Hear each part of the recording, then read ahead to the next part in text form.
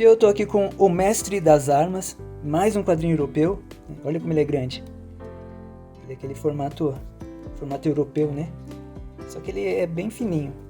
Ele saiu aqui pela QS Editora, QS Comics, né? Ele é bem curtinho, você lê rapidinho, em capa dura, tá em formato europeu, como eu falei, né? Você vê aqui uma espada e uma bíblia, né?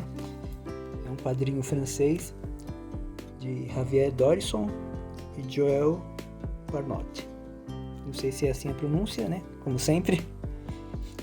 Mas foram os dois que fizeram esse quadrinho aqui. Um escreveu, o outro desenhou, né? Você vê aqui o guerreiro também com uma espada. Eu acho que esse é o primeiro quadrinho que eu leio que tem como pano de fundo a Reforma Protestante. E que eu me lembro de cabeça, sim, né? Olha que legal os desenhos. Então conta a história desse sujeito aqui, que é um mestre de armas, né? Ele é um mestre de armas de um rei francês, né? Eu só não lembro o nome do rei agora. Não sei se é o Francisco. Francisco tem aqui, ó. E a história começa com ele disputando aí o título de mestre de armas com um outro cara. Esse cara aqui, esse sujeito. E no final dessa disputa aqui acaba rolando algumas coisas aqui, que eu não vou falar, mas rola. O que acontece é que acaba sendo um empate. E esse personagem principal aqui, que é o protagonista da história, ele acaba largando a mão de ser o mestre das armas e meio que deixa lá o reino para esse outro cara. E deixa o reino, e esse outro cara ele acaba sendo o mestre de armas do rei. E ele se retira, vai fazer outros serviços, tal. Ele vira tipo meio que um cara que trabalha ali para, por exemplo, você tem a igreja cobrando imposto de alguém e ele vai lá, ele vira um cobrador e meio que também segurança do clérigo que vai lá cobrar os impostos do povo.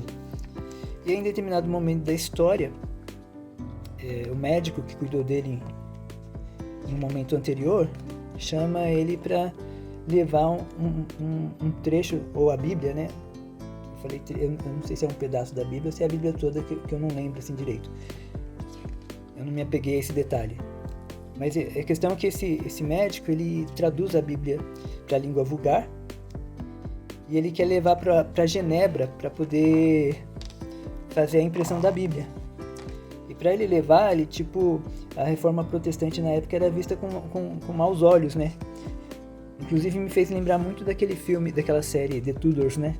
Que no começo da série os caras, eles demonizam a Reforma Protestante e lá pro meio quase no final, ou no começo da segunda temporada, ou quase no final da primeira temporada, ele acaba fundando meio que uma religião ali protestante, que é o anglicanismo, né?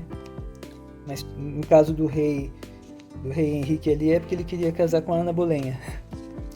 Então o que acontece aqui, quem pertencia à Reforma Protestante era visto com maus olhos, eram perseguidos, eles matavam em nome de Deus.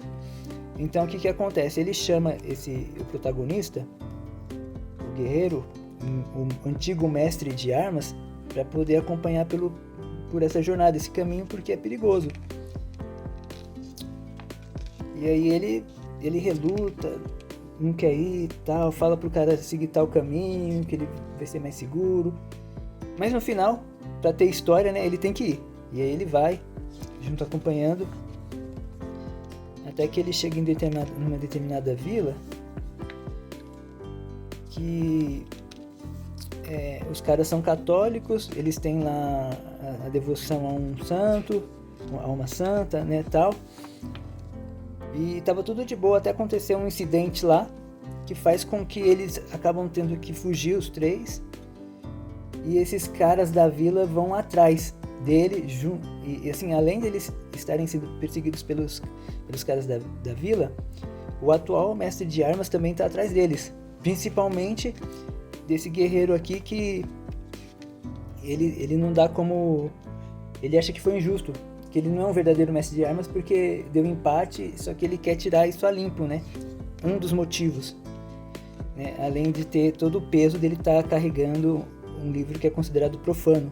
Eles não estão interessados em que a população, o povo daquela época, tenham acesso às informações que são contidas na Bíblia. Porque se você tem a Bíblia ali traduzida, qualquer um pode ler, né? E até então ali a Bíblia só estava escrito no seu original, né? No latim, e no grego e no aramaico. Mas com essa tradução da Bíblia, todo mundo vai ter acesso. Então, é por isso que não existe interesse ali da igreja que a população soubesse, né? Soubesse que dava para você ler a Bíblia você mesmo lendo na sua língua, né? Bem, isso daí faz parte da história, assim, quem estuda um pouco de história na escola sabe do que aconteceu nesse período. Bem, a leitura do livro, ele é bem fluido, os desenhos são bem legais, né? Os quadros, a divisão dos quadros também é bem interessante. Tem toda uma dinâmica, tal. Olha que legal. Olha essa floresta aqui, que legal. Luz acesa aqui, não?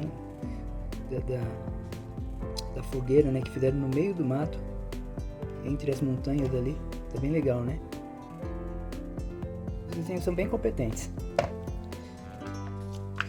Como eu disse, a história é curta, você lê ela rapidinho.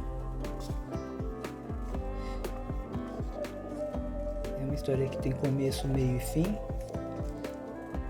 Aí ela termina de um jeito que você pode gostar ou não. Eu particularmente não gostei, né? Mas eu tenho os meus motivos. E isso, quando termina de um jeito que você não gosta, é que a história é boa, né? Olha que legal. Apesar de ter bastante texto, os textos eles são curtos. Então você acaba lendo muito rapidinho. Olha que legal. Bem, é isso aí. Eu vou ficando por aqui. Essa é a minha dica de hoje aí. Para quem gosta de histórias com um fundo verídico, né?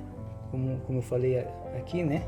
Que a história tem a ver com a Reforma Protestante, o cenário, né? De fundo é a Reforma Protestante, então eu acredito que você vai gostar muito. Eu vou ficando por aqui. Se você gostou do vídeo, deixa um like.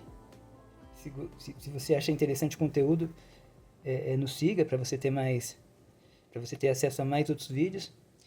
E até mais.